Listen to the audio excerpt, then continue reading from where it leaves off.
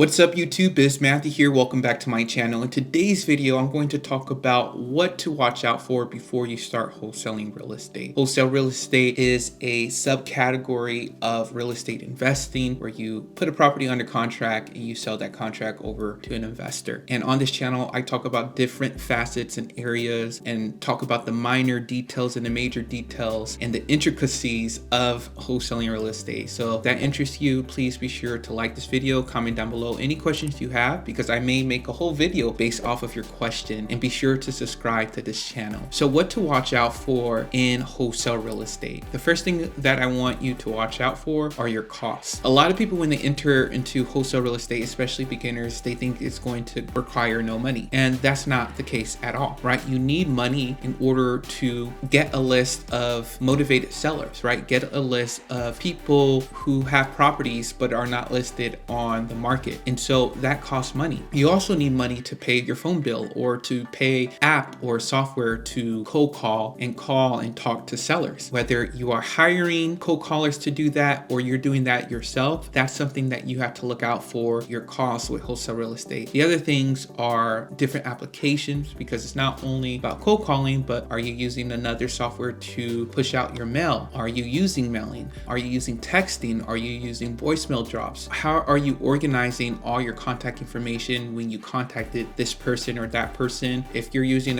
like Google Excel, great for beginners, but let's say you need something more advanced where it reminds you to call someone that you need to call every week or every 2 weeks or once every 3-4 months. You need a software for that, and that costs money. And pulling a list is one of the major costs in wholesale real estate, especially if you are needing to cold call or you're needing to push out mail or text. I would say the bulk of the cost, especially in the beginning, right? Both the marketing and the pulling out the list. I know for me, I had to buy the list and then I had to pay for marketing, and I did direct mail and I pushed out the mail. If you're cold calling, you have to pay for the list and you have to pay for the software that you're using to cold call this list. And so the cost is something that you have to watch out for before starting wholesale real estate. The other side of costs that you have to consider is that making sure your cost doesn't creep up, because let's say you did save some money to start this business, or you have a disposable income, or you have a 9-to-5 job, you have savings and you want to move away from your 9-to-5 job. And so a lot of times people may just, okay, I'm just going to start pushing out mailers, or I'm going to just start cold calling and pull 10,000 leads and things of that nature. You have to watch out for that, because you don't want to overspend, and by the time you get your first deal, you end up breaking even, though that's great because it's proof of concept and you did a deal, but you don't want to continue that, right? You want to have a profitable business where you actually cash flow, you make money from wholesale real estate. So understanding the cost as a beginner is key in real estate wholesaling. Now, the second thing that I want to talk about, what you need to watch out for in wholesale real estate, pertains specifically for 2024. Right now, we have low inventory and we have high interest rates. Now, more and more sellers are coming back on the market, but inventory levels are not at normal levels. And so with that, you have to consider that sellers know that their properties are valued high, right? Because first of all, there's not a lot of inventory. There's not a lot of listings out there. And so they know they could get a high dollar for their property. And so that's something that you have to watch out for, to consider when wholesaling real estate. So with that information, what you can do is just be aware, right? Run your numbers. Watch different videos that I have on making offers, how to calculate ARV,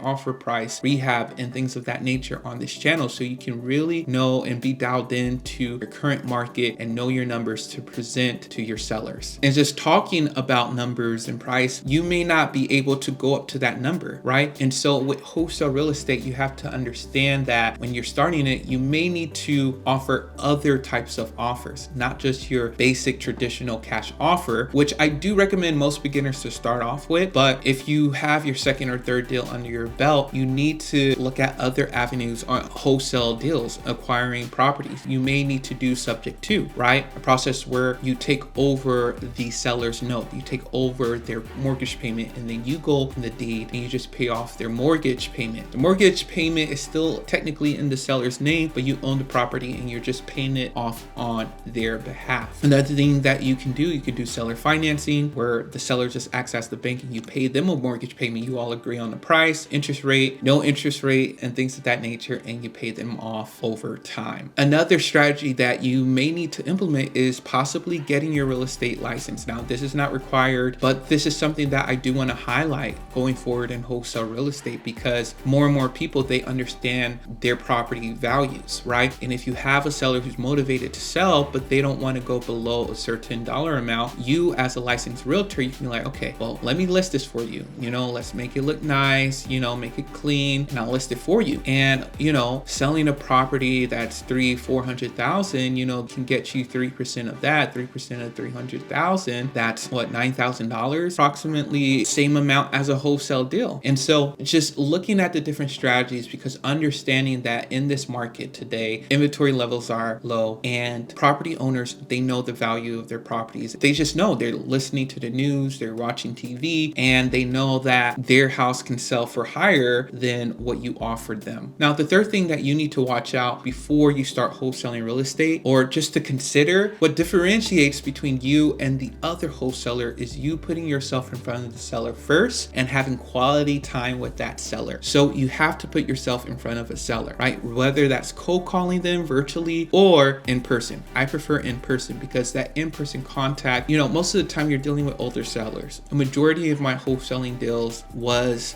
older sellers. Like, I think I only had maybe one or two that were younger than 50 years old. You're going to have to deal with people who are traditional, who likes the handshake, that likes to be face to face. And if you can be the person that can do that and not just be on the phone call, you will most likely earn that person's business more than someone 200 miles away talking on the phone, or one of their VAs talking over the phone. Not saying that these other companies are bad or you can't do that, or they can't even win over you, but it just helps you stand out in the crowd with technology and all these things, especially for an older seller. And so put yourself in front of sellers as much as possible. Let's say in your beginning stages looking to get your first deal, even if the property is not exactly what you're looking for, or the seller is not going to budge on price and the price is not that appealing for you and the numbers don't work, still go on that appointment, still look around, still go through the motion, and you never know, that seller may come around and you can always follow up with that seller a few weeks later, a month later, 2 months later. Now, the other aspect of being face-to-face is being face-to-face with your buyers,